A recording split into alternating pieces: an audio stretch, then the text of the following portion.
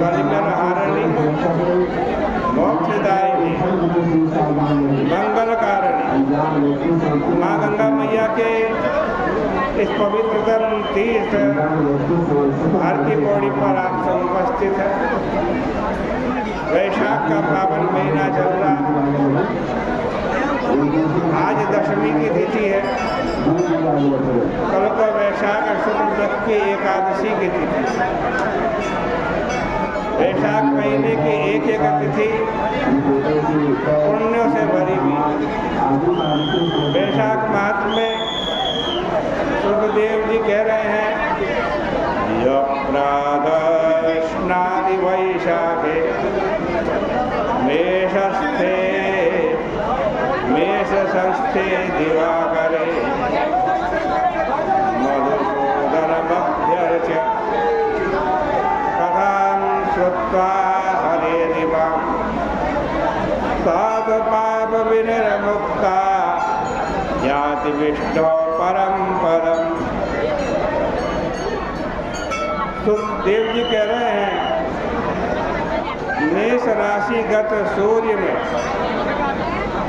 वैशाख के महीने में जो प्रातः काल स्नान करता है और भगवान विष्णु की पूजा करके उनकी कथा का श्रवण करता है, वो सब पापों से छूट करके भगवान विष्णु के परम पद को प्राप्त होता और जो मूर्ख बाँची जाती भी वैशाख महीने की कथा को छोड़ करके उसे बिना सुने अन्य कार्यों में लग जाता है, वो रौरव नरक को भोग करके पिशाच योनि को प्राप्त होता है। यहाँ एक प्राचीन कथा सुनाते जो पापों को नाश करने वाली है, परम पवित्र है, धर्म के लिए परम हितकारी, साक्षात धर्म स्वरूप तथा शीघ्र ही हृदय ग्राह्य है, अत्यंत प्रिय लगने वाली है, अति प्राचीन है। पूर्व काल में गोदावरी नदी के तट पर परम पवित्र ब्रह्म क्षेत्र में श्री दुर्वासा ऋषि के दो शिष्य परमहंस एकमात्र ब्रह्म में निष्ठा रखने वाले, सदा उपनिषद विद्या में लगे रहने वाले तथा निरपेक्ष, किसी प्रकार की कामना न करने वाले, भिक्षा मात्र से भोजन की निवृत्ति भूख मिटाने वाले परम पवित्र थे। ये दोनों गुफा के भीतर रहते थे। एक का नाम सत्यनिष्ठ था,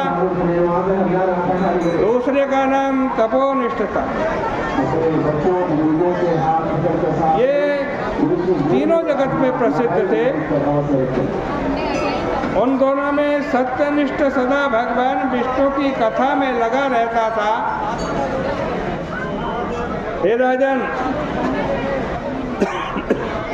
श्रोताओं तथा व्याख्याताओं के अभाव में भी वह मुनीश्वर उसी समय स्वयं इन कर्मों को करता। यदि कोई श्रोता मिल जाता तो दिन रात कथाओं की व्याख्या करता रहता, अथवा यदि कोई उत्तम पवित्र कथा कहता था तो उस समय अपने अन्य कार्यों को संकोच करके उन्हें कम करके भगवान की कथा श्रवण किया करता, क्योंकि उसका मन कथा श्रवण में लग गया। बहुत दूर के तीर्थों को, देवताओं को, मंदिरों को उसने छोड़ दिया था। कथा विरोधी बहुत सारे कार्यों को छोड़कर दिव्य भगवान की कथा का श्रवण किया करता था। स्वयं श्रोताओं को व्याख्यान देता था। हे नरेश्वर, वह कथाओं के लिए अवश्य व्याख्यान देता था। वह कथा को छोड़कर दूसरा कोई भी कार्य उत्तम नहीं समझता था। वह भक्ता जब रोगी हो जाता और उपद्रव से पीड़ित हो जाता तो घर में ही कथा का व्याख्यान करता। वह मुनि उस समय कुएं पर ही स्नान करके कथा अवश्य सुनता था। कथा के विश्राम के अवसर पर अपने कार्यों को पर्याप्त रूप से कर लेता था। इसमें संदेह नहीं। ये कथा सुनते हुए मनुष्य के जन्म बंधन कुछ नहीं रहते। सब भगवान विष्णु में मन लगाने से पवित्र हो जाता है, क्लेश दूर हो जाता है और भगवान विष्णु में आज उनका प्रेम हो जाता है। साधुओं में उनका सौहार्द हो जाता है और तब निराला गुण वाला साक्षात ब्रह्म हृदय के अंदर रोका जा सकता है। वस्तुतः बात यह ही है कि पूर्वोक्त कर्मों से ज्ञान हो जाता है और ज्ञान से प्रभु की प्राप्ति होती है।